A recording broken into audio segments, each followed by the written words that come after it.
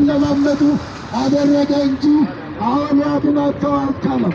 ስለዚህ ሕግ የእግዚአብሔር ቃል ሲነግረን አሁን በብሉይ ኪዳን ዘመን ከኢየሱስ ክርስቶስ ምጽአት በፊት 613 ሕግ ለሰዎች የተሰጠ ሕግ ነበረ።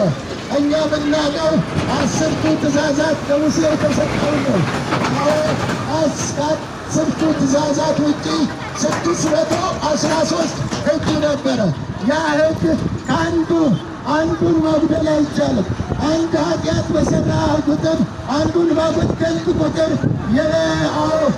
የደም መስዋዕት ይጠበቅብህ ነበረ። መስዋዕት ታቀርብ ነበረ። ከዛ ሁሉ ኃጢአት በዛ መዳን አልተቻለም።